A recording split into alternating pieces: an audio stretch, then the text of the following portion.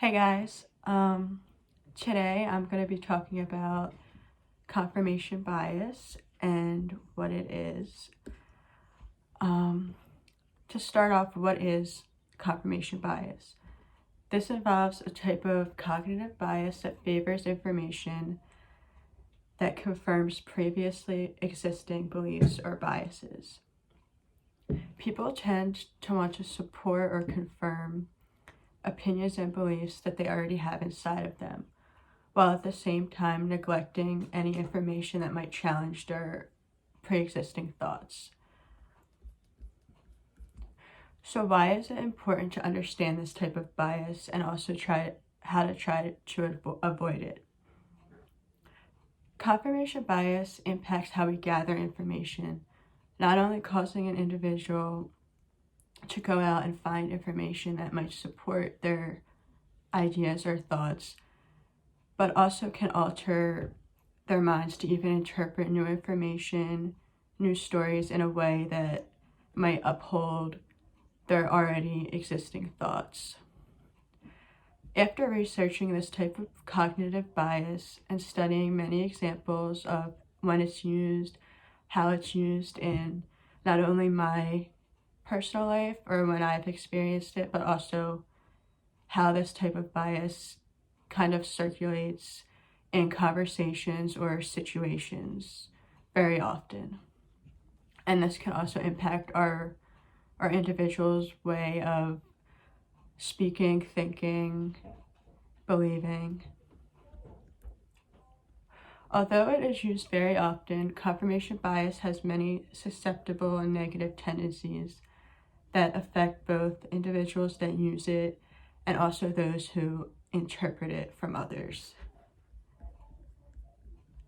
The three main points that I'm going to cover in this speech regarding confirmation bias are how it creates or could create lopsided ideas and beliefs, how it can promote inaccurate interpretations, or how it can cause tension in conversations or situations. To begin with, the first main point that I'm going to talk about is how it can create lopsided ideas or beliefs. This type of bias can cause people to not only go out and find extra information or more supporting information for the ideas that they already believe or the opinions that they already have, but it can also cause them to not want to hear or not want to find any information that supports the counter argument or what they don't believe. So the counter beliefs of what they do believe will be weakened while they're going out and finding more supporting information for the ideas that they do believe.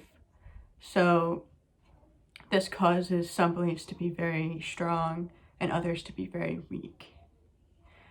A good example of this in everyday life, it can relate to anyone, is the example of left-handed versus right-handed people.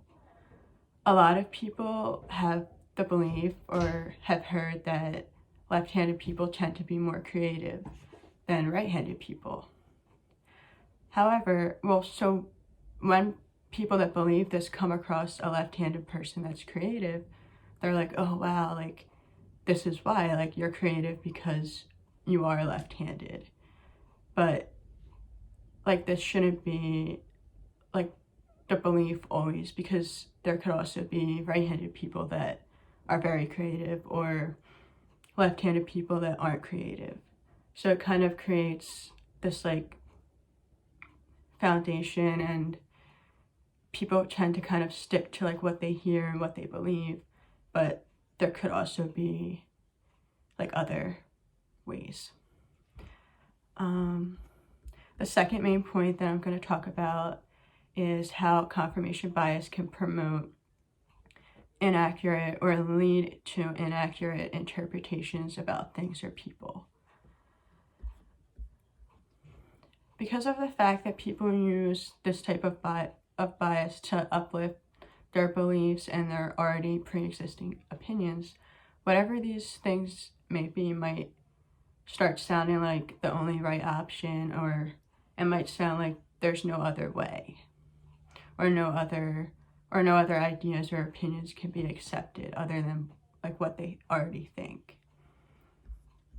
A good example of how like this inaccurate assumptions or inaccurate opinions is in the political world.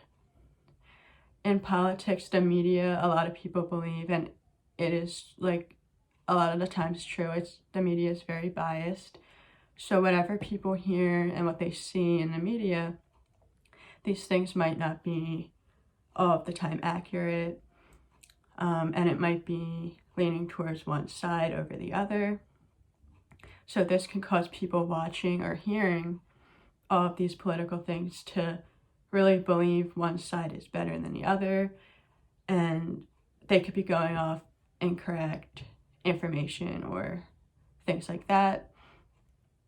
It can also cause within politics for people like their own beliefs or assumptions. They only want to go out, they only want to hear or like retweet or kind of highlight the positive things about their side or their beliefs, and then point out all the negative assumptions or facts about the side that they don't agree with or what they don't want to associate themselves with. Lastly, the last point that I'm going to talk about is how this type of bias can cause or might cause tension within conversations or situations. This bias can cause people, when communicating, to sometimes not be able to see the other person's side, or like kind of be narrow-minded and not like only believe only want to hear what they believe and what they value, and not want to hear or believe what the other people or the other person in a situation, what they're trying to say or get across, because everyone just believes that what they think already is what's true.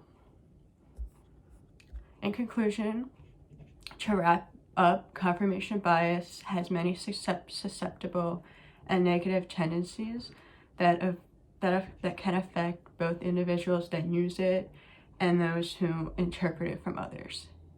This should try to be avoided because it can lead to people thinking narrowly rather than openly, and can cause people to ignore or not like want to go out and accept other things or other counter arguments from what they already think.